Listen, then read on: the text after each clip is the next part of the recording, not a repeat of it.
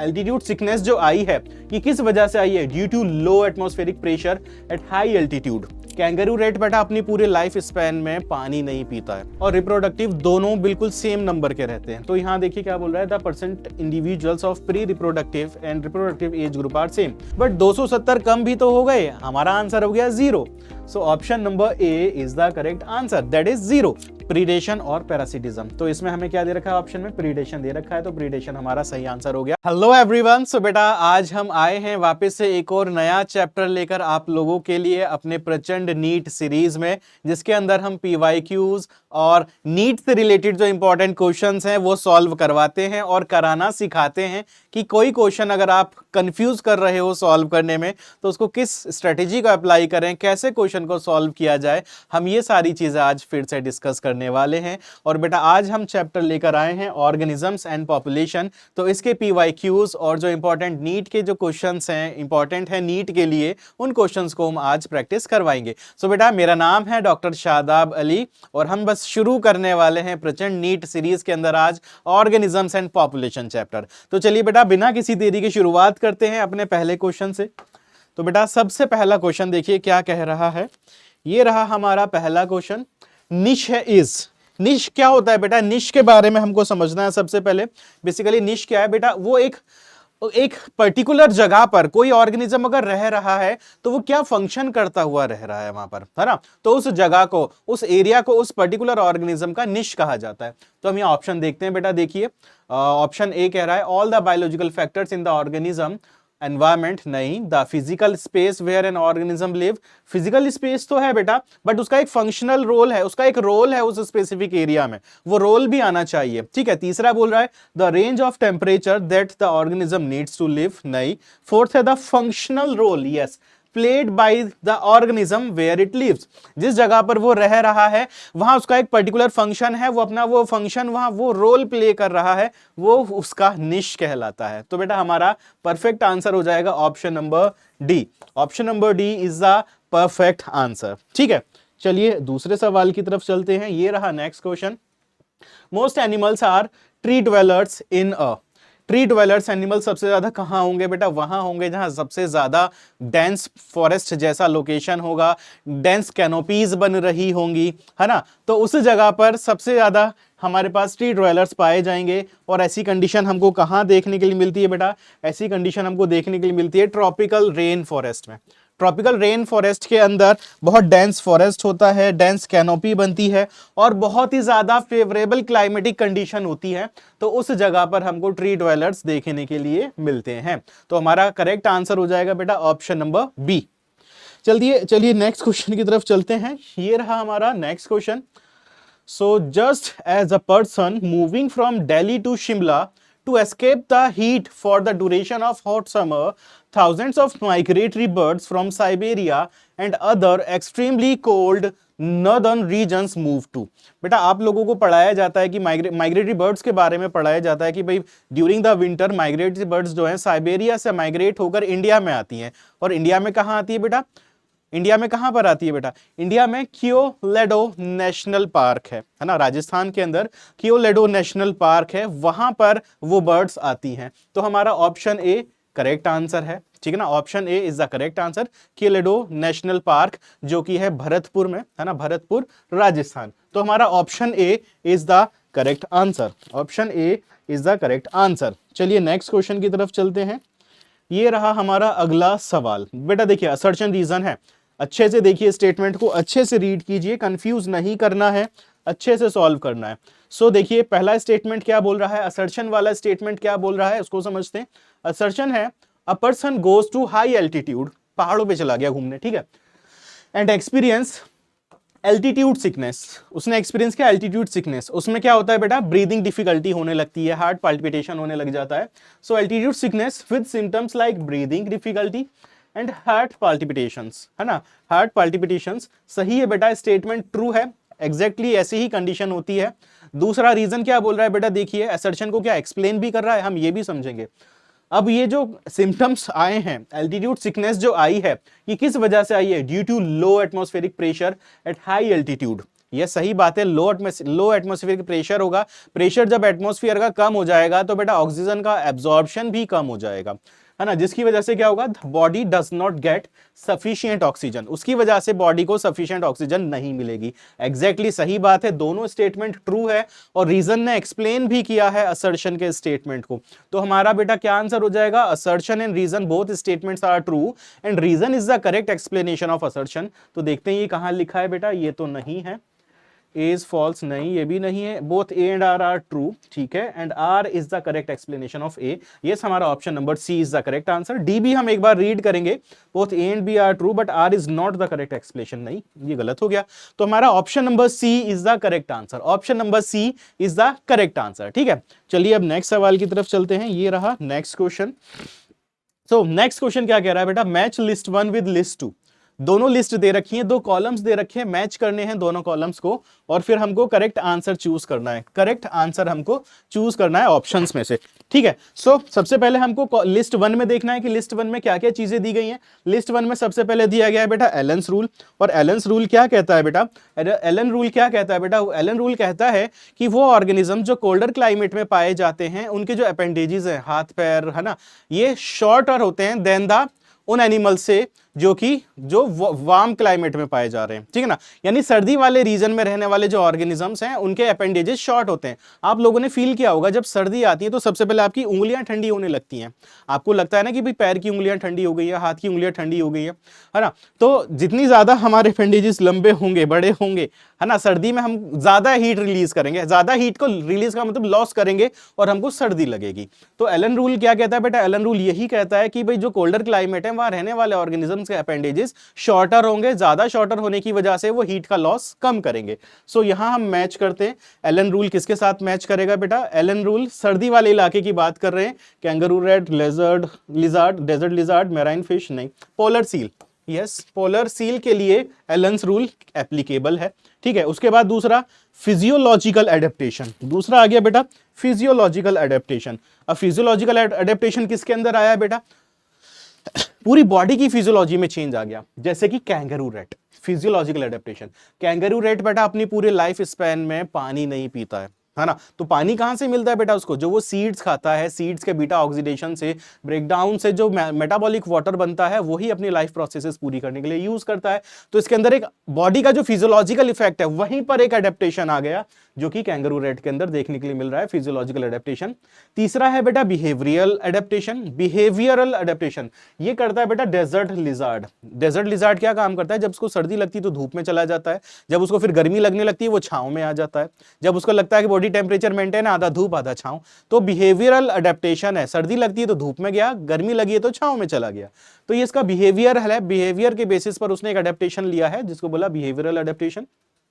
Next है बेटा biochemical adaptation, yes यही बचा है, marine fish eight depth. Biochemical adaptation मतलब जब जो मराइन फिश है बेटा, है ना, जो मैरीन फिश है वो क्या है बेटा, बिल्कुल डेप्थ में पाई जा रही है। कितना ज्यादा प्रेशर रहता है वाटर का उन फिश के ऊपर, बहुत ज्यादा प्रेशर होने की वजह से अगर किसी एंजाइम पर ज्यादा प्रेशर हम प्रोवाइड करेंगे तो एंजाइम अपना फंक्शनैलिटी खो देता है, जो उसका फंक्शन करने का एक प्रेशर है, एक टेम्परेचर है ना, तो वो अगर डिफर हो जाए तो एंजाइम अपना काम नहीं करता है।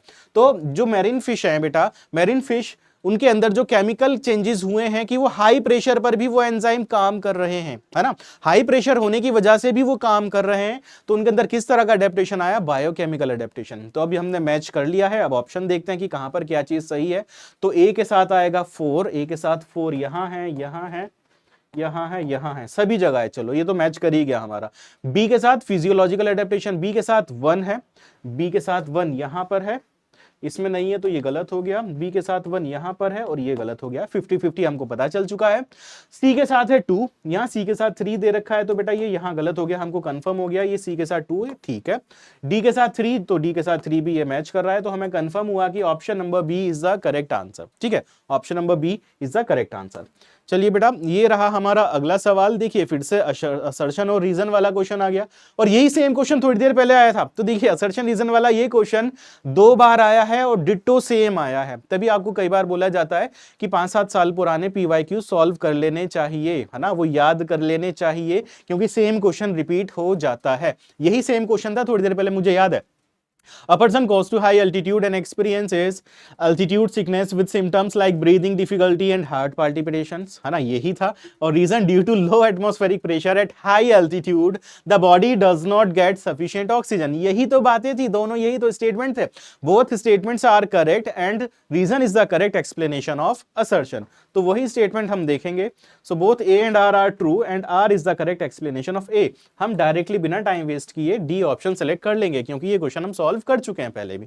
ठीक है, चलिए नेक्स्ट क्वेश्चन की तरफ। ये रहा अगला सवाल। हाँ जी, plants which produce characteristic pneumatophores and show vivipary belong to. बेटा हम लोगों ने पढ़ा है कि ये जो हेलोफाइल्स होते हैं, है ना, हेलोफाइल्स जो हैं वो विविपेरी शो करते हैं। हेलोफाइल्स मतलब जो आपने न्यूमेटोफोर्स के बारे में पढ़ा होगा, कौन से चैप्टर में बेटा, मॉर्फोलॉजी चैप्टर में, है ना, न्यूमेटोफोर्स के बारे में पढ़ा होगा, जो रेस्पिरेटरी रूट्स हैं उनके बारे में पढ़ा होगा। तो न्यूमेटोफोर्स किस में पाया जाता है बेटा, मैंग्रोव प्लांट्स में। और मैंग्रोव प्लांट्स कहाँ पाए जाते हैं बेटा, मार्शी एरिया में, कीचड़ जैसे एरिया में, दलदल वाले इलाके में।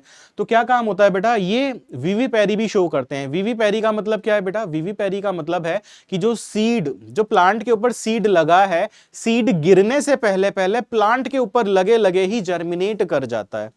यानी सीड गिरा नहीं है, सीड के गिरने से पहले ही सीड प्लांट के ऊपर ही लगा हुआ है, वहीं वो जर्मिनेट करने लग गया, तो उसको हम प्लांट के केस में विविपेरी वर्ड यूज करते हैं। सो विविपेरी हेलोफाइल्स, जो हेलोफाइट्स हैं, हेलोफाइट्स हैं, है ना, वो हेलोफाइट्स जैसे कि मैंग्रोव, तो वो हमारा सही आंसर होगा। तो हेलोफाइट्स यानी मैंग्रोव प्लांट्स जो हैं, जो मार्शी एरिया में पाए जाते हैं, दलदल में पाए जाते हैं, वो विविपेरी शो करते हैं। हमारा करेक्ट आंसर हो गया बेटा option number B. Option number B is the correct answer. ठीक है, चलिए नेक्स्ट क्वेश्चन की तरफ चलते हैं। ये रहा बेटा अगला सवाल। ये क्या कहता है, देखिए, it is much easier for a small animal to run up hill than for a large animal because. आपने देखा होगा छोटे छोटे चूहे कितनी तेज भागते हैं घर में, आप उसको पकड़ नहीं पाते, आपसे ज्यादा तेज भागते हैं। वो गिलहरी होती है स्क्वायरल, वो कितनी तेज भागती है, आपसे तेज भागती है, आप उसको पकड़ नहीं पाते। लेकिन वहीं आप अगर बड़े बड़े एनिमल्स की तरफ चले जाओ, है ना, बड़े एनिमल्स जैसे हाथी के पास चले जाओ, हाथी अपने साइज के हिसाब से इतना तेज नहीं भाग सकता, है ना, हाथी इतना तेज नहीं भाग सकता। तो जैसे जैसे एनिमल का साइज इंक्रीज होता चला जा रहा है, उनकी स्पीड कम होती चली जा रही है ना। और स्पीड के लिए क्या चीज चाहिए बेटा, स्पीड के लिए चाहिए एनर्जी। और एनर्जी कैसे बनती है, ज्यादा फास्ट मेटाबॉलिज्म होगा, ज्यादा एनर्जी बनेगी, स्लो मेटाबॉलिज्म होगा, स्लो एनर्जी बनेगी। तो यानी जो स्मॉल एनिमल्स हैं उनके अंदर मेटाबॉलिज्म बहुत फास्ट होता है। तो ऑप्शन देखते हैं हम, it is easier to carry a small body weight. नहीं बेटा, ऐसा नहीं है। Smaller animals have a higher metabolic rate. Yes, ये सही बात है, बट हम आगे के स्टेटमेंट्स भी देखेंगे। अभी सी बोल रहा है smaller animals have a lower oxygen requirement. नहीं भाई, मेटाबॉलिक रेट ज्यादा है तो ऑक्सीजन भी ज्यादा चाहिए। डी बोल रहा है the efficiency of muscles in large animals is less then in small animals. नहीं भाई, ऐसा भी नहीं है। सही आंसर हमारा हमको पता है, option B is the correct answer, क्योंकि स्मॉल एनिमल्स के पास हायर मेटाबॉलिक रेट है, हाई एनर्जी है, तो हाई स्पीड में वो मूव कर लेते हैं, जल्दी जल्दी वो पहाड़ी पर चढ़ जाते हैं। ठीक है बेटा, चलिए अब आते हैं नेक्स्ट क्वेश्चन की तरफ। ये रहा हमारा अगला सवाल। नेक्स्ट क्वेश्चन क्या कहता है, देखिए, which of the following are likely to be present in deep sea water. Deep sea water, अगर डीप सी वाटर में अगर हम जाते हैं तो वहां मैंने आपको थोड़ी देर पहले बताया, वहां पर थोड़ी सी एडवर्स कंडीशन है ना। एडवर्स कंडीशन है, हाई प्रेशर है वहां पर, है ना, अच्छे से रोशनी भी नहीं पहुंच रही, बिल्कुल अंधेरा रहता है वहां पर। तो वहां ऐसे ही ऑर्गेनिज्म सर्वाइव कर पाएंगे जो कि कैसे एनवायरनमेंट में रहने के लिए कैपेबल है बेटा, जो कि हार्श एंड टफ एनवायरनमेंट में रहने के लिए कैपेबल है। और आप लोगों को पता है कि जो आर्की बैक्टीरिया है वो हमेशा एडवर्स कंडीशन जैसे एरिया में ही देखने के लिए मिलता है। तो यहां हमारा आर्की बैक्टीरिया सही आंसर हो जाएगा। ठीक है ना, सही आंसर इज आर्की बैक्टीरिया। हमारा करेक्ट ऑप्शन हो जाएगा archaebacteria. Option number B हमारा करेक्ट आंसर हो गया। ठीक है, चलिए नेक्स्ट क्वेश्चन की तरफ चलते हैं। ये रहा हमारा अगला सवाल। ये क्या कहता है, देखिए, the equation of Verhulst Pearl logistic growth is. ये इक्वेशन दे दी इन्होंने बेटा यहाँ पर।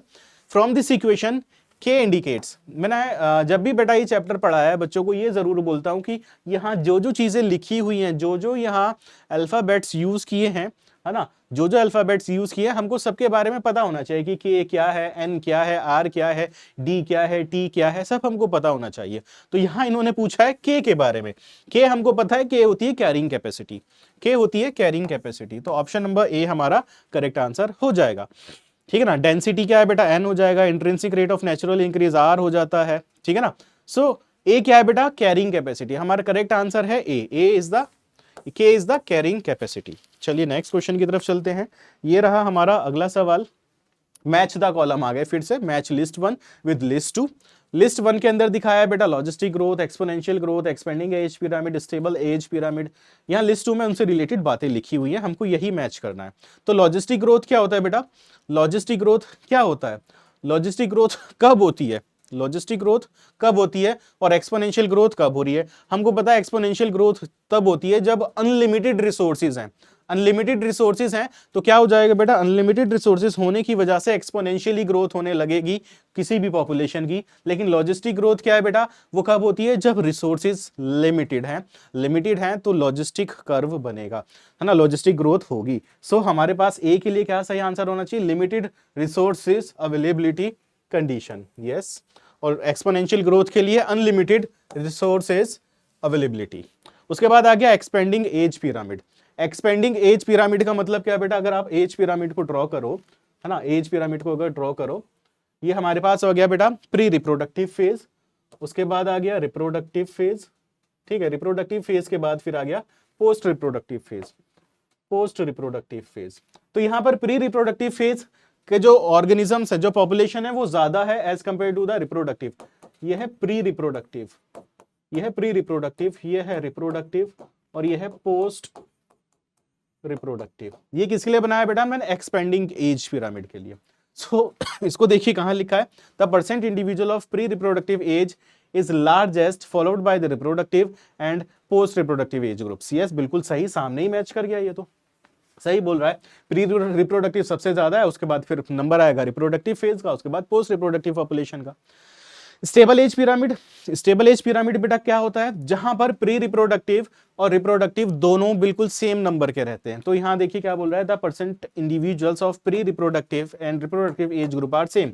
दोनों सेम हो जाते हैं, यानी प्री रिप्रोडक्टिव और रिप्रोडक्टिव सेम है। ये यहां पर आ गया पोस्ट रिप्रोडक्टिव। तो हमारा करेक्ट ऑप्शन क्या हो जाएगा बेटा? डी के साथ 4 मिल रहा है। अब ऑप्शन देखते हैं।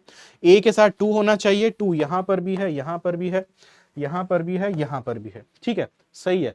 बी के साथ है 1, बी के साथ 1 यहां पर भी नहीं है, कैंसिल, यहां पर भी नहीं है, ये भी कैंसिल, यहां पर है यस, यहां पर भी नहीं है, कैंसिल। हमें पता चल गया ऑप्शन बी सही आंसर है, बट आगे के भी मैच करके चलेंगे। सी के साथ 3, यस, सी के साथ 3, डी के साथ 4, डी के साथ 4, ठीक है, ये हमारा करेक्ट आंसर हो गया। हमको पता चल गया option B is the correct answer, option B is the correct answer, ठीक। चलिए नेक्स्ट क्वेश्चन की तरफ चलते हैं। ये रहा हमारा अगला सवाल। थोड़ा सा मैथमेटिकल कैलकुलेशन आ गया अब इस सवाल में। देखो, if there are 250 snails in a pond, कितने बेटा? 250 स्नेल्स हैं एक तालाब के अंदर, and within a year their number increases to 2500। एक साल के अंदर कितने इंक्रीज कर गए बेटा? एक साल के अंदर इंक्रीज कर गए 2500। 2500 होगी पॉपुलेशन बाय रिप्रोडक्शन। कैसे कैसे प्रोड्यूस हुए? रिप्रोडक्शन के थ्रू ही हुए, है ना, कोई क्लोनिंग थोड़ी कर रहा है वहां पर बैठ के उनकी। So what should be there birth rate पर स्नेल पर ईयर? पर स्नेल बताना है हमें, एक स्नेल के लेवल पे बताना है, पूरी पॉपुलेशन के बेसिस पर नहीं बताना, पर स्नेल पर ईयर बताना है। हमको सबसे पहले क्या निकालना है बेटा? हमको निकालना है कि टोटल ग्रोथ कितनी हुई है, टोटल स्नेल्स कितने यहां ऐड हुए हैं, कितने स्नेल्स ऐड हुए हैं। So total number of spring borns हम लिख सकते हैं, total number of springs born, ठीक है, total number of offsprings born, और इसके नीचे हम लिखेंगे total members upon total members, total members. तो टोटल कितने बॉर्न हुए बेटा? ये 2500 में से 250 माइनस कर दो, 2500 में से 250 माइनस करोगे तो कितना बचेगा? 2250, है ना, अपॉन टोटल मेंबर्स कितने थे पहले? टोटल मेंबर्स कितने थे? 250, 250। अब 250 से आप इसको कैलकुलेट करो, क्या आएगा आंसर बेटा? 259 जा 2200, 250, 9 आ जाएगा। ऑप्शन देखते हैं। यस, ऑप्शन बी में 9 दिया हुआ है, so option B is the correct answer. 9 हो जाएगा बेटा इसका आंसर, ठीक है ना। क्या हो जाएगा इसका आंसर? 9 हो जाएगा। तो ये इस तरीके से कैलकुलेट करना है। पर स्नेल जो बर्थ रेट है बेटा, जो पर है ना, बर्थ रेट है पर स्नेल कितना है बेटा? 9। एक साल में एक स्नेल 9 बच्चे दे रहा है, एक साल में एक स्नेल 9 बच्चे दे रहा है। तो ऐसे 250 स्नेल जो है एक साल के अंदर कितने बच्चे दे रहे हैं? पूरे 2250। तो टोटल पॉपुलेशन हमारी 2500 हो गई थी, ठीक है ना। चलिए नेक्स्ट क्वेश्चन की तरफ चलते हैं। ये रहा, देखो ये फिर से कैलकुलेशन वाला सवाल आ गया है, फिर से कैलकुलेशन वाला, सेम कैलकुलेशन वाला सवाल है। So if 8 drosophila in a laboratory population of 80 died during a week, total population कितनी थी 80, मर कितने गए 8, 80 में से 8 मर गए। So the death rate in the population is dash individuals पर ड्रोसोफिला पर वीक बतानी है, और एक वीक के अंदर ही बताया कि क्या डेथ हुई है। तो बेटा वही फॉर्मूला हम लगा लेंगे, टोटल डेथ कितनी हुई है, टोटल डेथ कितनी हुई है upon total population. Total number कितना था, टोटल नंबर है 80 का। अब 80 से आप 8 को डिवाइड करोगे, 80 से अगर आप 8 को डिवाइड करोगे क्या आएगा, 0.1 आ जाएगा। कितना आएगा बेटा 0.1, 0.1। तो हमारा आंसर क्या आ गया, option number B, option number B, ये डेथ रेट आ गया। Option number B is the correct answer, ठीक है ना, option number B is the correct answer. Simple है, बस आपको कैलकुलेट करना है, थोड़ा सा छोटा सा कैलकुलेशन है, वो कैलकुलेशन करना है, आपका आंसर आ जाएगा। चलिए नेक्स्ट क्वेश्चन की तरफ चलते हैं। ये रहा हमारा नेक्स्ट क्वेश्चन। तो नेक्स्ट क्वेश्चन क्या कहता है, देखिए, in the exponential growth equation N T is equal to N naught E R T. यहाँ ई क्या रिप्रेजेंट कर रहा है बेटा, ई है एक तरह का नेचुरल लॉगरिथमिक स्केल, है ना। सो यहाँ हमको देखना है the base of natural logarithm कहाँ है, the base of exponential logarithm नहीं, the base of natural logarithm, yes ये सही है, the base of geometric logarithm, the base of number logarithm नहीं बेटा, the base of natural logarithm is the correct answer, है ना। ई क्या है बेटा, ई बेसिकली क्या है, the base of natural logarithm. ठीक है, चलिए नेक्स्ट क्वेश्चन की तरफ चलते हैं। ये रहा हमारा अगला सवाल। Yes, which of the following is not an attribute of a population. जल्दी जल्दी कमेंट में आंसर लिखो, जल्दी जल्दी आंसर लिखो कमेंट में, देखो क्या है इसका answer.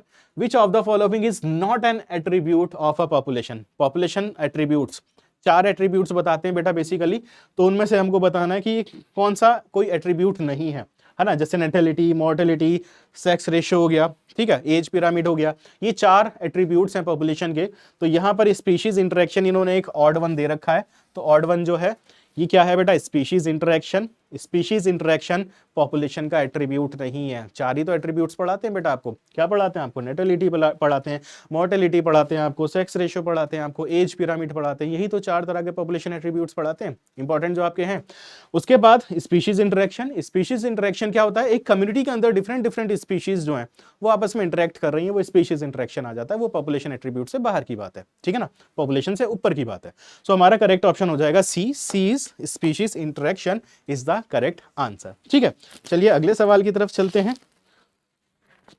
The impact of immigration on population density is. अगर कोई पॉपुलेशन है और वहां पर इमिग्रेशन होने लगा, इमिग्रेशन मतलब एंटर कर रहे हैं लोग उस पॉपुलेशन में, इमिग्रेशन मतलब एंटर कर रहे हैं लोग उस पॉपुलेशन में लोग एंटर कर रहे हैं, तो पॉपुलेशन डेंसिटी क्या करेगी बेटा, इंक्रीज करेगी। तो पॉपुलेशन डेंसिटी क्या करेगी, इंक्रीज करेगी।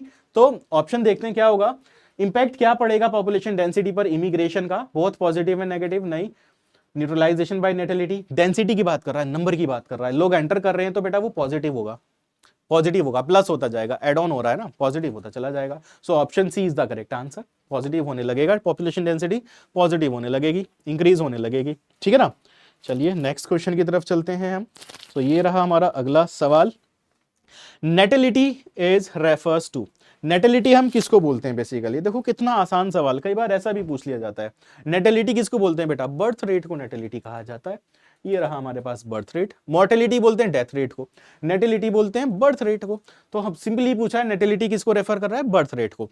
सिंपल आंसर, तुरंत आंसर मार्क करने वाला सवाल है ना। So option number B is the correct answer, that is birth rate. ठीक है, चलिए अगले सवाल की तरफ चलते हैं। ये रहा हमारा अगला सवाल। In a growing population of a country, कोई कंट्री है जिसकी पॉपुलेशन ग्रो कर रही है ना, growing population of a country. अब ये 4 स्टेटमेंट्स दिए हैं, क्या है देखिए, ग्रोइंग पॉपुलेशन यानी पॉपुलेशन इंक्रीज हो रही है। सो ऑप्शन ए बोल रहा है pre reproductive individuals are more than the reproductive individuals. सही बात है, अगर हम इसका पिरामिड बना लें, अगर हम, है ना, एज पिरामिड बना लें, तो आपको पता है ग्रोइंग पॉपुलेशन के लिए कैसा पिरामिड बनेगा, एक्सपेंडिंग वाला बनेगा, ये वाला बनेगा, है ना। ये प्री रिप्रोडक्टिव हो गया, प्री रिप्रोडक्टिव, ये हो गया रिप्रोडक्टिव, ठीक है, और ये हो जाएगा post reproductive. So pre reproductive individuals are more than the reproductive individuals. Yes, ये सही बात है, बट पहला स्टेटमेंट पढ़ते आंसर मार्क नहीं करना है, हमको आगे के 3 स्टेटमेंट्स भी पढ़ने और रिलेट करने हैं इसके साथ, क्या सही है या नहीं। बी बोल रहा है reproductive individuals are less than the post reproductive individuals. नहीं बेटा, रॉन्ग हो गया, यहां तो रिप्रोडक्टिव ज्यादा है पोस्ट रिप्रोडक्टिव से, यहां उल्टा बोल रहा है। सी बोल रहा है reproductive and pre reproductive individuals are equal in number. नहीं, ये भी गलत है, रिप्रोडक्टिव ज्यादा है, पोस्ट रिप्रोडक्टिव कम है। डी बोल रहा है pre reproductive individuals are less than the reproductive individuals. बेटा ये भी गलत है, प्री रिप्रोडक्टिव अगर कम हो जाते हैं रिप्रोडक्टिव से तो वो डिक्लाइनिंग होने लग जाती है। सो यहाँ हमारी ग्रोइंग पॉपुलेशन है, एक्सपेंडिंग पॉपुलेशन है, तो option A is the perfect answer, option A is the correct statement for the question, है ना। In a growing population of a country, pre-reproductive individuals are more than the reproductive individuals। ये हमारा correct answer हो जाएगा। ठीक है, चलिए next question की तरफ चलते हैं। ये रहा हमारा अगला सवाल। क्या कह रहा है बेटा, देखिए asymptote in a logistic growth curve is obtained when. कब ऑब्टेन कर पाएंगे, है ना। Asymptote in a logistic growth curve is obtained when, कब ऑब्टेन कर पाएंगे बेटा हम इसको कब ऑब्टेन कर पाएंगे। अब पहली बात तो असिम्प्टोट होता क्या है बेटा, असिम्प्टोट क्या होता है। असिम्प्टोट बेटा जब एक लेवल पर आकर पॉपुलेशन स्टेबल हो जाती है, स्टेशनरी फेज आ जाती है, अब वो उससे ज्यादा हो ही नहीं पाती और वो स्टेशनरी लाइन बनती चली जा रही है कंटिन्यूअस, वो असिम्प्टोट है। तो वो कब मिलेगा बेटा, जब k इक्वल हो जाएगा n के, जब k इक्वल हो जाएगा n के, यानी जो कैरिंग कैपेसिटी है वो डेंसिटी के इक्वल हो जाएगा, पॉपुलेशन डेंसिटी के इक्वल हो जाएगा, है ना। तो जब पॉपुलेशन डेंसिटी और कैरिंग कैपेसिटी इक्वल हो जाते हैं, carrying capacity is equal to population density, यानी उसकी कैरिंग कैपेसिटी ही इतनी है, उससे ज्यादा वो ऑर्गेनिज्म रख ही नहीं सकता और वही उसका मैक्सिमम पॉपुलेशन डेंसिटी है। तो वही k is equal to n अगर आएगा तो उस कंडीशन में असिम्प्टोट की कंडीशन आ जाएगी। तो ऑप्शन नंबर बी हमारा इज द करेक्ट आंसर, ठीक है ना, option B is the correct answer. ठीक है, नेक्स्ट क्वेश्चन देखते हैं बेटा, देखिए क्या बोल रहे हैं। Which of the following is correct for R selected species? R selected species, देखिए स्टेटमेंट्स को देखिए, मैं साइड हो जा रहा हूं, स्टेटमेंट्स को देखिए क्या बोल रहा है ना। R selected species कौन सी स्पीशीज होती हैं, हाँ जी, कौन सी स्पीशीज होती हैं R selected species? R selected species वो स्पीशीज हैं बेटा जो रिप्रोड्यूस तो बहुत फास्ट रेट पे कर रही है, बट उनके जो ऑफ स्प्रिंग्स बने हैं उनके सर्वाइवल के चांसेस कम होते हैं। रिप्रोड्यूस करते हैं, बहुत ज्यादा अमाउंट में ऑफ स्प्रिंग बनते हैं, बट वो ऑफ स्प्रिंग जो है उनमें सर्वाइवल करने वाले कुछ ही और ऑफ स्प्रिंग हैं जो सर्वाइवल कर पाते हैं। जैसे एग्जांपल मैं आपको बताऊं, एग्जांपल है इसका फ्रॉग। फ्रॉग थाउजेंड्स नंबर में बेटा एग्स ले करता है ना। फ्रॉग जो है हजारों अंडे देते हैं, हजारों अंडे से हजारों टेडपोल बनते हैं, बट वो सारे के सारे टेडपोल कभी सर्वाइव नहीं करते। अगर सारे टेडपोल सर्वाइव कर जाएं तो बेटा दुनिया में मेंढक ही मेंढक बन जाएं, ठीक है ना। सो रिप्रोड्यूस कर रहे हैं, ऑफ स्प्रिंग बना रहे हैं लार्ज अमाउंट में, बट उनका सर्वाइवल कम है। तो अब देखते हैं बेटा क्या आंसर होगा हमारा, चारों स्टेटमेंट देखते हैं। Small number of progeny with small size, नहीं बेटा प्रोजेनी तो लार्ज नंबर में बन रही है, ये गलत है। Small number of progeny with large size, नहीं भाई स्मॉल नंबर नहीं है, नंबर तो लार्ज है बट प्रोजेनी कम साइज की रह जाती है, मतलब कम रह जाती है। Large number of progeny with small size, yes सही है, लार्ज नंबर की प्रोजेनी है छोटे छोटे साइज की। Large number of progeny with large size, नहीं बेटा ये गलत है, हमारा हो गया लार्ज नंबर ऑफ प्रोजेनी। कितनी सारी प्रोजेनी बनती हैं, छोटे छोटे से टेडपोल बन जाते हैं ना, तो वो हमारी आर सेलेक्टेड स्पीशीज है। करेक्ट आंसर हमको पता चल गया, हमारा करेक्ट ऑप्शन हो गया option number C. Option number C is the correct answer. ठीक है, चलिए अगले सवाल की तरफ चलते हैं। ये रहा नेक्स्ट क्वेश्चन, देखिए क्या बोल रहा है। अब biologist studied the population of rats in a barn. अब उन्होंने क्या फाउंड किया, देखिए he found that the average natality was 250। Average natality, natality कितनी है बेटा, नेटेलिटी है 250, ठीक है। एवरेज मोर्टेलिटी क्या है बेटा, मोर्टेलिटी है एम, अगर मैं लिखूं कितना 240, मोर्टेलिटी आ गया कितना बेटा 240। इमिग्रेशन है 20, यानी जितने पैदा हो रहे हैं और इमिग्रेट कर रहे हैं वो तो पॉपुलेशन को इंक्रीज करेंगे ना, तो मैं इमिग्रेशन इसके साथ लिख लेता हूं। इमिग्रेशन कितना हुआ बेटा 20 का, है ना, एंड एमिग्रेशन हुआ 30 का। एमिग्रेशन कितने का हुआ 30 का। तो अब क्या बताना है, इन्होंने पूछा है the net increase in population is, population में इंक्रीज कितना होगा। देखो बर्थ से और इमिग्रेशन से पॉपुलेशन इंक्रीज करती है, और मोर्टेलिटी से यानी डेथ जो हो रही है डेथ रेट, और ये जो एमिग्रेशन है इससे पॉपुलेशन डाउन होगी। अब यहाँ टोटल काउंट करके देखते हैं इंक्रीज कितना हुआ है और डिक्रीज कितना हुआ है, फाइनल हम बता पाएंगे तभी, ठीक है। तो 250 प्लस 20, 250 प्लस 20 कितना हो गया बेटा 270, और इसका 240 प्लस 30, 240 प्लस 30, ये कितना हो गया 270। अब इनको क्या बताना था, the net increase in population. Net increase कितना हो गया बेटा इससे, 0। 270 पैदा हुए हैं, ऐड हुए हैं पॉपुलेशन में, बट 270 कम भी तो हो गए, हमारा आंसर हो गया 0। So option number A is the correct answer, that is 0। 0, option number A is the correct answer. Simple सा क्वेश्चन, सिंपल सा मैथमेटिकल लॉजिक लगाना था, है ना, आंसर आ गया हमारे पास। चलिए नेक्स्ट क्वेश्चन की तरफ चलते हैं। ये रहा हमारा अगला सवाल।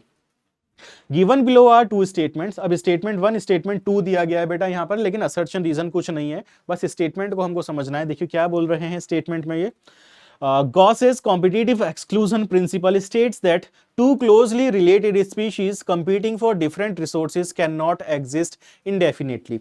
बेटा ये गलत हो गया, can exist, कैन एग्जिस्ट होना चाहिए था, कैन नॉट नहीं होना चाहिए था, ये फॉल्स है। क्योंकि गॉस ने क्या बताया था कि बेटा अगर क्लोजली रिलेटेड स्पीशीज हैं जो कि एक ही रिसोर्स पर सर्वाइव करती हैं, तो बेटा वो सर्वाइवल जो जिस भी रिसोर्सेज पर वो सर्वाइव कर रही हैं, वो अपना या तो एरिया अलग करते हैं या टाइमिंग अलग करते हैं, कि मैं दिन में खाऊंगा तुम रात में खाओ, या मैं उस वाले रीजन से खाऊंगा तुम इस वाले रीजन से खाओ, ठीक है ना। तो गॉस ने क्या काम किया था बेटा, रिसोर्स पार्टीशनिंग करा दी थी। तो रिसोर्स पार्टीशनिंग की वजह से वो एग्जिस्ट कर सकते हैं इंडेफिनिटली, वहां कंपटीशन कम हो जाएगा। तो यहां कैन नॉट लगा दिया ना, तो इसी से ये गलत हो गया स्टेटमेंट, कैन एग्जिस्ट होना चाहिए था। स्टेटमेंट 2 क्या कह रहा है, according to Gause's principle during competition the inferior will be eliminated, this may be true if resources are limiting.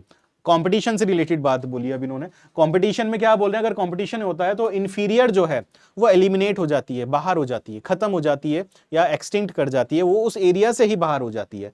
और ये किसकी वजह से, क्योंकि रिसोर्सेज लिमिटिंग है, रिसोर्सेज लिमिटिंग है तभी तो कंपटीशन हो रहा था। तो ये स्टेटमेंट सही है। तो स्टेटमेंट 1 फॉल्स, 2 करेक्ट। अब देखते हैं कहां पर दे रखा है ये, स्टेटमेंट ट्रू, गलत है बेटा, स्टेटमेंट 1 तो फॉल्स है। Both statement 1 and 2 are true, नहीं ये भी गलत है। Statement 1 is false but statement 2 is true, yes हमारा करेक्ट ऑप्शन हमको मिल गया, ऑप्शन नंबर बी। डी भी देख लेते हैं क्या बोल रहा है, both statement 1 and 2 are false, नहीं ये गलत है। तो हमको पता चल गया बेटा कि option number B is the correct answer, option number B is the correct answer. ठीक, चलिए नेक्स्ट क्वेश्चन की तरफ चलते हैं। तो बेटा ये रहा हमारा अगला सवाल। सो इसमें क्या बोल रहे हैं कि Gause's competitive exclusion principle states that two closely related species competing for the same resources, यहां सही बोल रहे हैं, सेम रिसोर्सेज के लिए अगर कंपीट कर रहे हैं तब वो कोएग्जिस्ट नहीं कर सकते इंडेफिनिटली, वो कोएग्जिस्ट नहीं कर सकते इंडेफिनिटली, and competitively inferior one will be eliminated eventually. ठीक है, ये इनका स्टेटमेंट बिल्कुल सही है, स्टेटमेंट इन्होंने बिल्कुल सही बोला है ये। ठीक है, अब स्टेटमेंट 2 क्या कहता है, देखिए, in general carnivores are more adversely affected by competition than herbivores. बेटा हर्बीवोर्स जो है यहां पर उल्टा इन्होंने लिख दिया है, गलत लिख दिया है, स्टेटमेंट फॉल्स है। कार्निवोर्स कम अफेक्टेड है as compare to the herbivores, ये इन्होंने उल्टा लिख दिया है। तो होना क्या चाहिए था, in general herbivores are more adversely affected by competition than carnivores, ये होना चाहिए था। तो ये बेटा ये हमारा स्टेटमेंट रॉन्ग हो गया है। तो हमारा स्टेटमेंट 1 करेक्ट और 2 फॉल्स है। तो 1 is incorrect, wrong, 1, 2 both are false, wrong. Both statement 1 statement 2 are true, no. Statement 1 is correct, yes, but statement 2 is false, yes. हमारा ऑप्शन नंबर डी बेटा सही आंसर हो जाएगा, ठीक है ना, हमारा option number D is the correct answer. ठीक, चलिए नेक्स्ट क्वेश्चन की तरफ चलते हैं। ये रहा हमारा अगला सवाल, ये रहा हमारा अगला सवाल।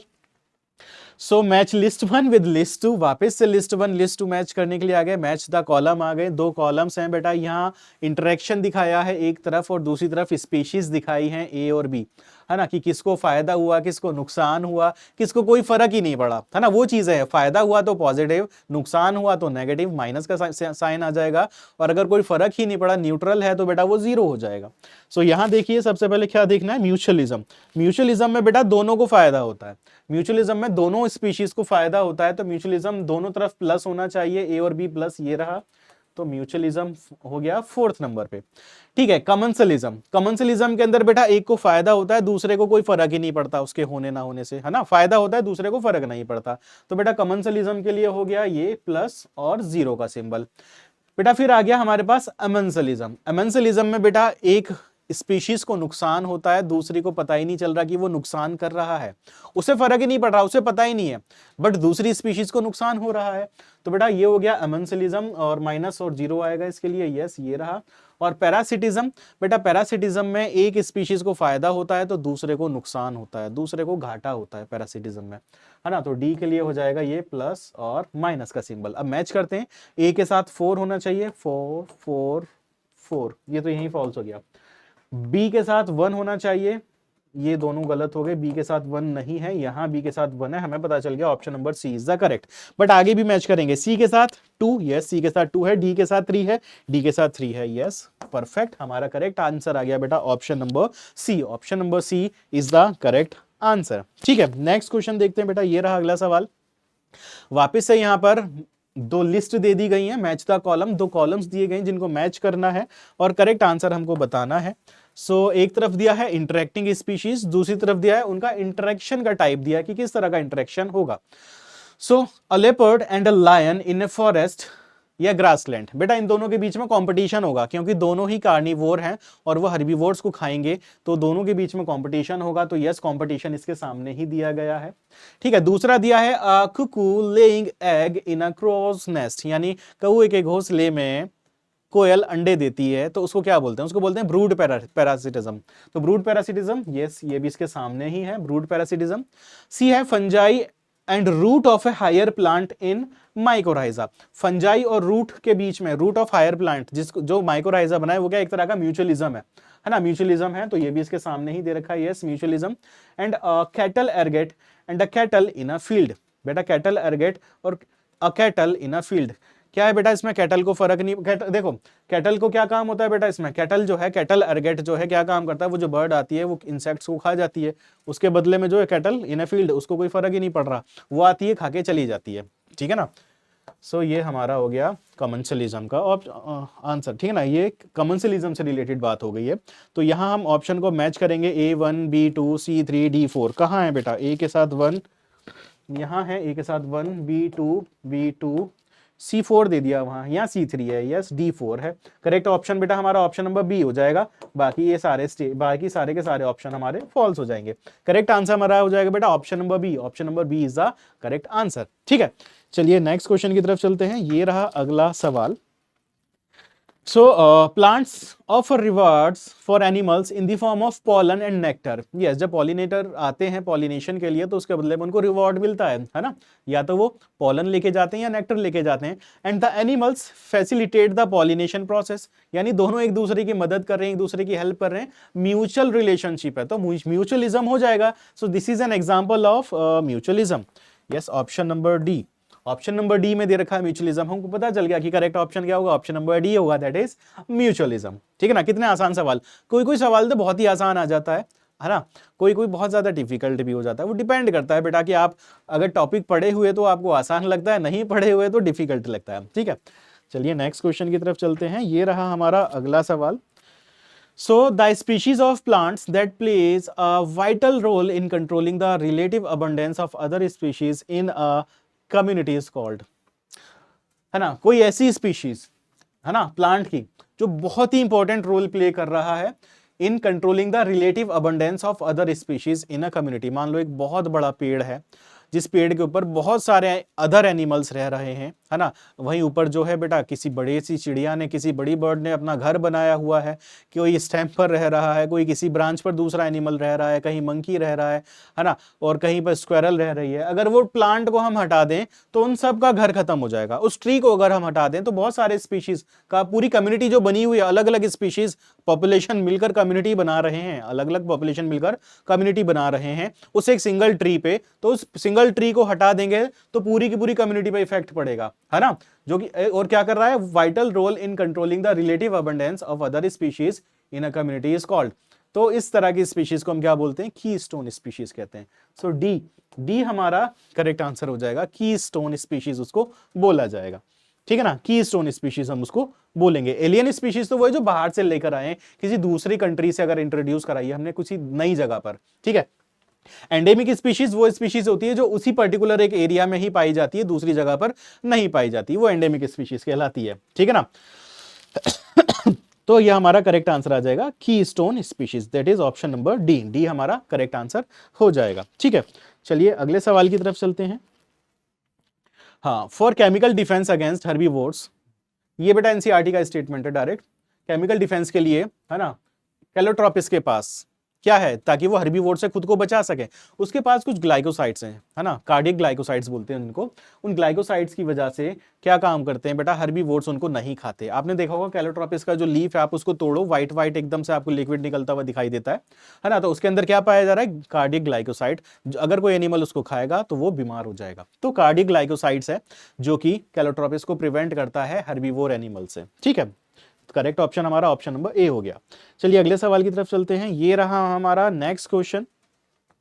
To butterfly species are competing for the same nectar of a flower in a garden. दो बटरफ्लाई हैं, एक ही फ्लावर के ऊपर सेम चीज के लिए लड़ रहे हैं, है ना, सेम चीज के लिए ही कंपीट कर रहे हैं एक दूसरे के साथ, है ना, वही सेम नेक्टर के लिए। सो टू सर्वाइव एंड को एग्जिस्ट टुगेदर, अगर उनको सर्वाइव करना हो और साथ साथ भी रहना हो, सो दे में avoid competition in the same garden. तो क्या, कैसे कंपटीशन कैसे अवॉइड कर सकते हैं सेम गार्डन में, है ना, क्या कर सकते हैं, या तो बेटा वो अपनी ड्यूरेशन चेंज कर लें खाना खाने की, या लोकेशन चेंज कर लें खाना खाने की, है ना। सो प्रीडेटिंग ऑन ईच अदर, नहीं भाई, प्रीडेटिंग करेंगे तो एक मर जाएगा, एक जिंदा बचेगा टूटा फूटा हालत में। ठीक है, दूसरा feeding at the same time, नहीं भाई, फीडिंग करनी होगी अलग अलग टाइम में, तभी वो सर्वाइव कर पाएंगे। सी है choosing different foraging patterns, yes, अलग अलग तरह के फॉरेजिंग पैटर्न्स जो है वो यूज कर सकते हैं कि भाई आप उस वाले पार्ट का जो है नेक्टर लो, आप उस जगह वाले पार्ट उस वाले फ्लावर का नेक्टर लो, ऐसा कर सकते हैं। या फिर ड्यूरेशन चेंज कर सकते हैं, वही फॉरेजिंग पैटर्न की बात हो गई, डे नाइट या मॉर्निंग इवनिंग, ऐसा कर सकते हैं।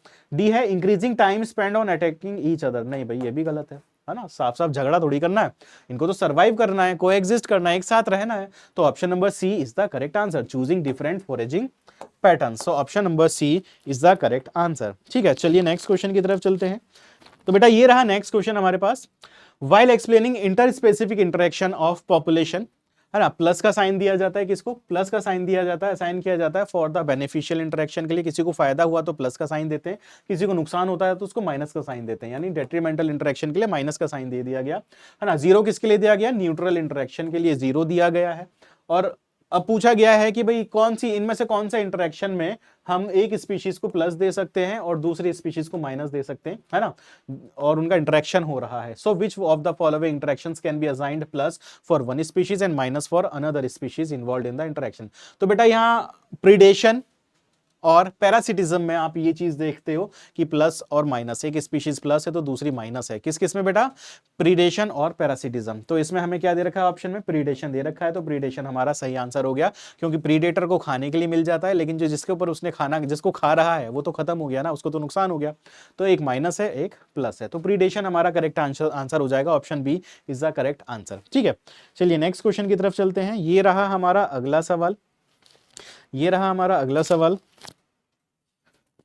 हाँ जी, which one of the following statements can not be connected to predation. Predation से किसको हम कनेक्ट नहीं कर सकते, देखिए कैन नॉट लिखा है, ध्यान से देखिएगा, जिसको नहीं कर सकते कनेक्ट वही सेलेक्ट करना है। तो बेटा ऑप्शन देखते हैं, पहला लिखा है it is necessitated by nature to maintain the ecological balance. देखिए बेटा प्रीडेशन से सबसे बड़ा फायदा तो क्या है बेटा, इकोलॉजिकल बैलेंस बना रहता है, कोई भी पॉपुलेशन ज्यादा इंक्रीज नहीं हो पाती। अगर प्रीडेशन खत्म करा दिया जाए तो जो पॉपुलेशन, जिसको खाया जा रहा था, जो प्रे था, वो इतना ज्यादा अमाउंट में हो जाएगा कि बाकी दूसरी पॉपुलेशंस के लिए वो बहुत ज्यादा प्रॉब्लमेटिक हो जाएगी कंडीशन। तो ठीक है, ये सही बोल रहा है, ये कनेक्टेड है प्रीडेशन के साथ। बी क्या बोल रहा है, it helps in maintaining species diversity in a community. Species diversity भी मेंटेन करके रख रहा है, बहुत सारी अलग अलग स्पीशीज रह पा रही हैं उस कम्युनिटी में। सी बोल रहा है it might lead to extinction of a species. क्या इसकी वजह से स्पीशीज का एक्सटिंक्शन हो सकता है, यस, क्या इसकी वजह से स्पीशीज का प्रीडेशन की वजह से एक्सटिंक्शन हो सकता है किसी स्पीशीज का। अगर ज्यादा अमाउंट में प्रीडेशन हो जाएगा, सोचिए थोड़ा सा, ज्यादा अमाउंट में अगर प्रीडेशन हो जाएगा तब इसका एक्सटिंक्शन हो सकता है। ठीक है, ये इट माइट बी पॉसिबल, है ना, हम इसको यस करके चलते हैं, हाँ ऐसा पॉसिबल है। नेक्स्ट है both the interacting species are negatively impacted. हमको देखना था जो कनेक्ट नहीं कर रहा, हमको वो देखना है जो कनेक्ट नहीं कर रहा, ये तीनों कनेक्ट कर रहे हैं। चौथा क्या कह रहा है, both the interacting species are negatively impacted. नहीं बेटा गलत है, एक पॉजिटिव रहता है एक नेगेटिव रहता है ना, एक पॉजिटिव रहता है एक नेगेटिव रहता है, इन्होंने दोनों के लिए नेगेटिव नेगेटिव बोल दिया जो कि गलत है। है ना, नेगेटिव नेगेटिव नहीं होगा। तो हमारा ऑप्शन नंबर डी, हमको पता चल गया करेक्ट आंसर क्या है बेटा, option number D is the correct answer. ठीक, चलिए नेक्स्ट क्वेश्चन की तरफ चलते हैं। ये रहा हमारा अगला सवाल। In spite of interspecific competition in nature, interspecific competition से रिलेटेड बात हो रही है, which mechanism the competing species might have evolved for their survival. अगर कॉम्पिटिटिव स्पीशीज है ना, कॉम्पिटिटिव स्पीशीज हैं, आपस में कॉम्पीट कर रही हैं सेम रिसोर्सेज के लिए, और उनको अगर अपने आप को सर्वाइव कराना है तो वो क्या मैकेनिज्म इवॉल्व करें कि वो कंपटीशन भी ना करें और सर्वाइव भी कर लें। तो बेटा रिसोर्स पार्टीशनिंग उसका आंसर है। सो कॉम्पिटिटिव रिलीज, म्यूचुअलिज्म, प्रीडेशन नहीं, रिसोर्स पार्टीशनिंग करेंगे, है ना, यानी वो रिसोर्सेज डिवाइड कर लेंगे कि भाई इतना एरिया तुम्हारा, इतना एरिया हमारा, उतना आप, उतने में आप खाओ, इतने में हम खाएंगे, ठीक है ना। तो रिसोर्स पार्टीशनिंग इसका सही आंसर है, option number D is the correct answer. ठीक है, option number D is the correct answer. ये रहा बेटा अगला सवाल, ये रहा अगला सवाल। ठीक है, ये रहा अगला सवाल। Amensalism can be represented as, amensalism में बेटा आपको बताया था कि एक को घाटा पड़ रहा है तो दूसरे को कोई फर्क ही नहीं पड़ रहा है ना, एक को नुकसान होता है दूसरे को फर्क ही नहीं पड़ रहा, दूसरा उसका नुकसान कर देता है लेकिन उसको पता ही नहीं कि वो नुकसान कर रहा है फायदा कर रहा है, कुछ फर्क नहीं पड़ रहा। तो एक स्पीशीज के लिए माइनस होगा, दूसरे के लिए जीरो हो जाएगा। तो यहाँ plus plus minus minus plus zero minus zero, yes, ये हमारा ऑप्शन डी सही आंसर हो जाएगा, जिसमें एक स्पीशीज को कोई इफेक्ट नहीं पड़ता, न्यूट्रल है, जबकि दूसरी स्पीशीज पर डेट्रीमेंटल इफेक्ट होता है, पड़ते हैं। तो हमारा option number D is the correct answer. ये रहा बेटा हमारा अगला सवाल। तो ये रहा हमारा अगला सवाल। यहाँ भी मैच द कॉलम्स है, लिस्ट दे रखी है, दो list, list one, list two. List one में हमको क्या देखना है, correct answer from the options given below, match करना है बेटा, करेक्ट आंसर हमको मैच करना है। अगर हर्बीवोर है कोई, हर्बीवोर तो कोई एनिमल है, हिरन हो गया, उसके साथ प्लांट को अगर हम रखेंगे तो क्या होगा, हर्बीवोर प्लांट को खा जाते हैं, प्रीडेशर है ना, प्रीडेशन हो गया, यहाँ पर प्रीडेटर है हर्बीवोर्स, तो यहाँ ये मैच करेगा प्रीडेशन के साथ, हर्बीवोर प्लांट्स के साथ क्या कर रहे हैं बेटा, प्लांट्स का प्रीडेशन कर रहे हैं। माइकोराइजा और प्लांट्स आपस में बेटा म्यूचुअलिज्म शो करते हैं, माइकोराइजा का प्लांट के साथ अगर देखें तो म्यूचुअलिज्म ही तो है। उसके बाद आ गया सी, शीप कैटल, शीप कैटल बेटा, शीप और कैटल एक जैसी वैरायटी हैं, एक जैसी स्पीशीज हैं, मतलब दोनों क्या है, हर्बीवोर हैं, दोनों क्या है, हर्बीवोर हैं, दोनों एक चीज के लिए, एक चीज क्या, फूड जो है ना, दोनों को क्या चाहिए बेटा, प्लांट्स चाहिए खाने के लिए, तो दोनों के बीच में आपस में कंपटीशन रहेगा ना, अलग अलग स्पीशीज है बट उनका जो फूड है बेटा सेम सेम रिसोर्स है ना। तो शीप और कैटल क्या करेंगे बेटा, ये करेंगे कॉम्पिटिशन, कॉम्पिटिशन। और ऑर्किड और ट्री, ऑर्किड और ट्री, यहां होगा कॉमर्शियलिज्म। जो ट्री है बेटा, ट्री को कोई फर्क नहीं पड़ता बट ऑर्किड को रहने की जगह मिल जाती है, एक को फायदा, एक को कोई फर्क नहीं पड़ रहा, तो यहाँ डी का हो जाएगा 1। तो ए के साथ 3 आ रहा है, तो ए के साथ 3 कहां दिखाई दे रहा है, यहां ही दिखाई दे रहा है, हमें इसी से पता चल गया करेक्ट ऑप्शन ए है ना। बी के साथ 2 दिखा रखा है इन्होंने यहाँ पर, यहाँ क्या, यस बी के साथ 2 आया। सी के साथ 4, यस सी के साथ 4। डी के साथ 1 है, यस डी के साथ 1 है। तो बेटा हमको कंफर्म हो गया कि हमारा करेक्ट आंसर है option number A, option number A is the correct answer. ठीक है, चलिए अगले सवाल की तरफ चलते हैं हम बेटा। अगला सवाल ये रहा, वापस से मैच द कॉलम आ गया। तो बेटा आप एक चीज ऑब्जर्व कर रहे हो, इस चैप्टर से मैच द कॉलम कितने पूछे जा रहे हैं और स्टेटमेंट वाले क्वेश्चंस कितने पूछे जा रहे हैं, तो ज्यादातर मैच द कॉलम और स्टेटमेंट्स वाले ही तो सवाल पूछे जा रहे हैं, है ना। सो अब यहां देखिए क्या बोल रहे हैं, लिस्ट 1 लिस्ट 2 को मैच कीजिए और करेक्ट आंसर हमको बताना है कि क्या आंसर होना है। अब सेप्रोफाइट क्या होते हैं बेटा, सेप्रोफाइट क्या होते हैं, जो डेड और डिके मैटर पे अपना जो है बेटा भोजन डेड और डिके मैटर से ऑब्टेन करते हैं अपना भोजन। सो सेप्रोफाइट क्या कर रहे हैं, बेसिकली डीकंपोजिशन कर रहे हैं। तो saprophyte decomposition of dead organic matter, है ना, ए के साथ 2 आ जाएगा, ए के साथ 2 आ जाएगा। पैरासाइट क्या करते हैं बेटा, पैरासाइट जो है, पैरासाइट कैसे हैं बेटा, एक्टो पैरासाइट होते हैं, एंडो पैरासाइट होते हैं, यानी किसी और लिविंग ऑर्गेनिज्म के ऊपर वो अपने फूड के लिए डिपेंडेंट है ना, तभी तो उसको हम पैरासाइट बोल रहे हैं। तो पैरासाइट क्या करेगा बेटा, पैरासाइट सिम्बायोटिक हो ही नहीं सकता, लिविंग ऑन प्लांट और एनिमल्स। पैरासाइट या तो प्लांट के ऊपर रह रहे होंगे या एनिमल के ऊपर रह रहे होंगे, है ना। सी, लाइकेन्स, लाइकेन क्या है बेटा, सिम्बायोटिक एसोसिएशन होता है किसका, एल्गी और फंजाई का। सो लाइकेन्स क्या है बेटा, symbiotic association of algae and fungi. और माइकोराइजा अभी आपको कई बार बता चुके हैं कि माइकोराइजा क्या है, symbiotic association of fungi with plant root, जो हायर प्लांट्स हैं उनकी रूट के साथ जो फंजाई का एसोसिएशन है उसको माइकोराइजा कहा गया। तो ए के साथ आ रहा है 2, ए के साथ 2 बेटा यहाँ है और यहाँ है, ठीक है। बी के साथ आ रहा है 3, यहाँ गलत हो गया, ये तो है ही गलत, बी के साथ 3 ये भी गलत है, कंफर्म हो गया बी के बाद ही कि ऑप्शन डी हमारा सही आंसर है। सी के साथ आ रहा है 4, ये सी के साथ आ रहा है 4, डी के साथ आया है 1, यस डी के साथ आया है 1, तो हमको कंफर्म हुआ कि option number D is the correct answer. Option number D is the correct answer, confirm हो गया। ठीक है बेटा, चलिए नेक्स्ट क्वेश्चन की तरफ चलते हैं। ये रहा हमारा अगला सवाल, ये रहा next question. So which one of the following plants shows a very close relationship with a species of moth where none of the two can complete its life cycle without the other। आपने यक्का plant वाली कहानी सुनी होगी, आपने पढ़ा होगा NCERT के अंदर कि यक्का प्लांट जो है और मोथ दोनों एक दूसरे के साथ म्यूचुअलिज्म शो कर रहे हैं। क्या होता है बेटा, जो यक्का प्लांट है ना, और मोथ है, म्यूचुअलिज्म शो कर रहे हैं। तो इन्होंने क्वेश्चन में भी क्या पूछा है कि बेटा क्लोज रिलेशनशिप है किसका बेटा, a species of moth. Moth क्या है बेटा, इंसेक्ट होता है ना, where none of the two can complete its life cycle without the other. So yucca और मॉथ दोनों एक दूसरे के बिना लाइफ साइकिल पूरी नहीं कर सकते। एक पॉलिनेशन में हेल्प कर रहा है तो दूसरा उसके जो लार्वा है उनको फूड प्रोवाइड करा रहा है ना।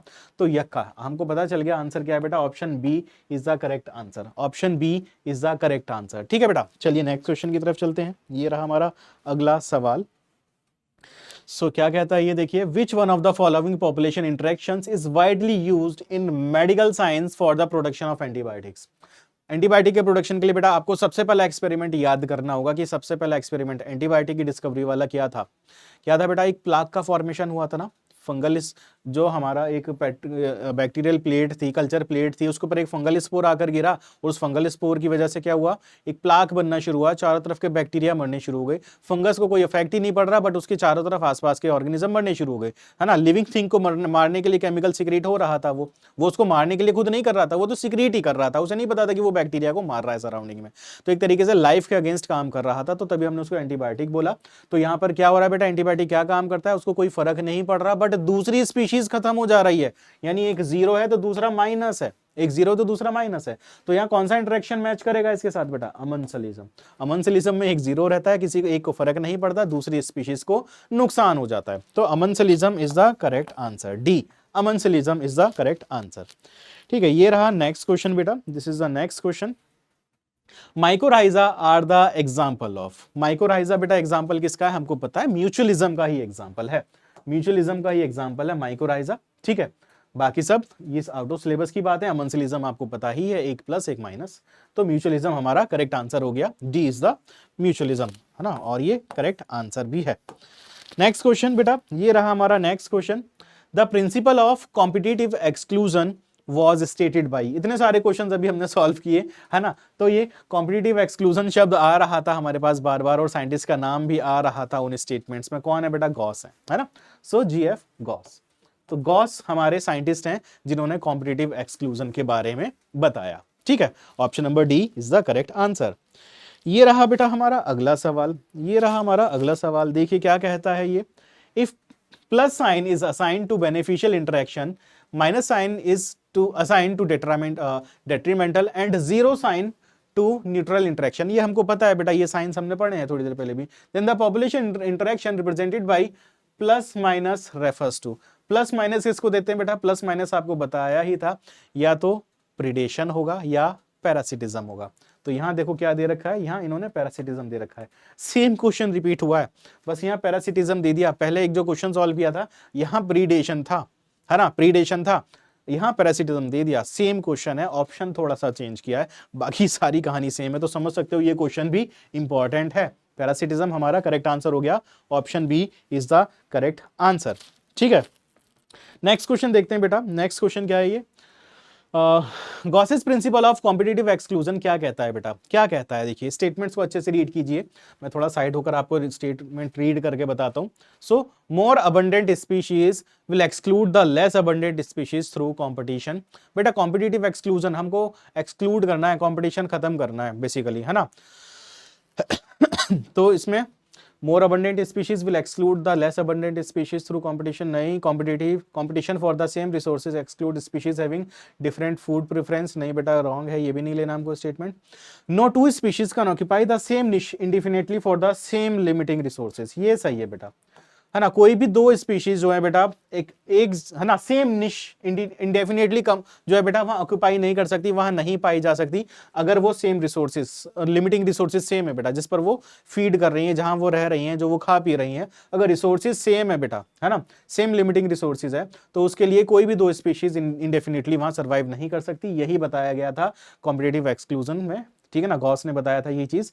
डी क्या बोल रहा है, larger organisms exclude smaller ones through competition. नहीं बेटा, ये सारे स्टेटमेंट्स रॉन्ग है, statement C is the correct answer, है ना, यही बताया गया था कॉम्पिटिटिव एक्सक्लूजन में, ठीक है, यही बताया गया था, तो option number C is the correct answer. ठीक है, चलिए नेक्स्ट क्वेश्चन की तरफ चलते हैं। ये रहा हमारा अगला सवाल। In which of the following interactions both partners are adversely affected. दोनों ही पार्टनर्स पे बहुत ज्यादा अफेक्ट पड़ता है, कब, यानी माइनस माइनस, माइनस माइनस कब होता है बेटा, माइनस माइनस कब होता है, माइनस माइनस होता है जब कंपटीशन होता है ना, दोनों एक दूसरे को नुकसान ही पहुंचा रहे होते हैं, है ना, दोनों एक दूसरे को नुकसान ही पहुंचा रहे होते हैं, तो बेटा एडवर्सली अफेक्टेड यानी माइनस माइनस, आंसर हो गया हमारा डी, कंपटीशन। अब आपने एक चीज ऑब्जर्व करी बेटा, आपने ऑब्जर्व किया कि सबसे ज्यादा क्वेश्चंस कहां से पूछे जा रहे हैं, पॉपुलेशन इंटरेक्शन से पूछे गए हैं, बहुत सारे क्वेश्चंस पॉपुलेशन इंटरेक्शन से पूछे गए हैं, यानी इंपॉर्टेंट पार्ट क्या है, पॉपुलेशन इंटरेक्शन, हमको स्पीशीज इंटरेक्शन जो है, इंटर स्पेसिफिक इंटरेक्शन जो है, ये हमको बहुत अच्छे से पढ़ना है ना, ये हमको बहुत अच्छे से पढ़ना है, क्या पॉजिटिव है क्या नेगेटिव है, पॉजिटिव नेगेटिव ही तो पूछे गए हैं ज्यादातर, उससे ज्यादा तो और ज्यादा डेप्थ में नहीं गए, पॉजिटिव और नेगेटिव ही पूछा गया है ज्यादातर मैक्सिमम टाइम, तो ये तो हमको बहुत अच्छे से ध्यान रखना ही है। साथ के साथ जो गॉसेस प्रिंसिपल है ना, जो या एक्सक्लूडिंग वाला जो आप पढ़ रहे हो, है ना, रिसोर्स पार्टीशनिंग पढ़ते हो, तो ये वाला पार्ट भी बड़ा इंपॉर्टेंट है। तो आपको समझ में आ रहा है कि क्या चीज पढ़नी है क्या चीज नहीं पढ़नी, बट एक चीज एनसीईआरटी तो पूरी पढ़नी है ना, एनसीईआरटी तो पूरी पढ़नी है, बट हमको इंपॉर्टेंट पार्ट पता चल गया कि इंपॉर्टेंट पार्ट क्या है हमारा। तो इसी तरीके से बेटा स्टडी कीजिए, अच्छे से प्रिपरेशन कीजिए, अच्छे से सॉल्व कीजिए, क्वेश्चन प्रैक्टिस कीजिए, जितने ज्यादा क्वेश्चन प्रैक्टिस करोगे आपका आंसर, आपकी जो पॉसिबिलिटी है मार्क्स गेन करने की उतना ज्यादा बढ़ जाएगी, क्योंकि अब वो समय आ रहा है कि अब आप पूरा का पूरा सिलेबस बार बार रिवाइज नहीं करेंगे, आप जितना पढ़ चुके हो उतने को रिवाइज करो और उतने के क्वेश्चन सॉल्व करो, फिर दूसरा पार्ट पढ़ो, उसको अच्छे से पढ़ो, पढ़ने के बाद जितना पार्ट पढ़ा है उसके जितने भी क्वेश्चंस मिलते हैं सारे सॉल्व करो, यानी टाइमिंग अपनी जो है स्टडी और प्रैक्टिस में आधा आधा बांट लो, 50% टाइम बेटा आप स्टडी में लगाओ, तो 50% टाइम जो पार्ट आपने पढ़ा है उसके क्वेश्चन प्रैक्टिस में लगाओ, क्योंकि असली जो मार्क्स हैं बेटा वो क्वेश्चन प्रैक्टिस से ही आएंगे, क्योंकि अगर आपने कोई भी स्टडी करी है, कुछ भी टॉपिक पढ़ा है, आपको कैसे कंफर्म होगा कि आपको वो टॉपिक अच्छे से याद हो गया है, वो तब कंफर्म होगा जब आप उसके क्वेश्चन सॉल्व कर रहे हो और आप 100% क्वेश्चन सॉल्व कर पा रहे हो। अगर एक भी क्वेश्चन में आप अटके हो तो मतलब वो जो क्वेश्चन है जिस भी लाइन से था, जिस भी टॉपिक से था, वो टॉपिक आपका वीक है, ठीक है, तो जो वीक टॉपिक है उस पर फिर से काम करो, और उस वीक टॉपिक पे काम करने के बाद उस टॉपिक के फिर से और क्वेश्चन सॉल्व करो, यानी जितना टाइम आप पढ़ने में लगा रहे हो सेम टाइम आप लगाओ प्रैक्टिस में भी। 2 घंटा अगर पढ़ाई करिए तो 2 घंटा उस पढ़ने वाले टॉपिक से जो आपने पढ़ाई करी है उसके क्वेश्चन सॉल्व करने में लगाओ 2 घंटा सेम, ठीक है, तो आप जितनी ज्यादा प्रैक्टिस करोगे उतने ज्यादा मार्क्स आने के चांसेस बढ़ जाएंगे, ठीक है ना। और कोई टॉपिक हमको कैसे तैयार हुआ है वो ऐसे ही तो पता चलता है कि हम उसको सॉल्व करेंगे, सॉल्व करने के बाद हमको कंफर्म होता है कि यस ये वाला टॉपिक क्लियर हो गया है, अगर हमने सारे क्वेश्चन सॉल्व किए तो टॉपिक क्लियर, अगर नहीं सॉल्व कर पा रहे हैं तो अभी हमने सही से समझा नहीं है, सही से याद नहीं किया है, हम वापस से उसको याद करेंगे, ठीक है। तो ये स्ट्रेटेजी लगाओ, मेहनत करो बहुत अच्छे से, ठीक है, मेहनत करो बहुत अच्छे से। आज का जो सेशन है वो यहीं पर एंड करते हैं, है ना, जो इंपॉर्टेंट क्वेश्चंस मुझे लगते थे कि इंपॉर्टेंट है और जो पीवाईक्यूज है, इंपॉर्टेंट पीवाईक्यूज हैं, वो सारे पीवाईक्यूज हमने आपको यहाँ प्रैक्टिस करा दिए हैं। सो बेटा अच्छे से सॉल्व कीजिए, अच्छे से प्रैक्टिस कीजिए, मेहनत कीजिए, और कोई भी डाउट कोई भी क्वेरी अगर आती है तो आप कमेंट बॉक्स में लिखकर बताएं, तो उसको बेटा यहाँ रिजॉल्व कराया जाएगा, मैं आपको खुद उस पर रिप्लाई करूंगा कमेंट बॉक्स में, ठीक है। सो तब तक के लिए bye bye, take care, all the best.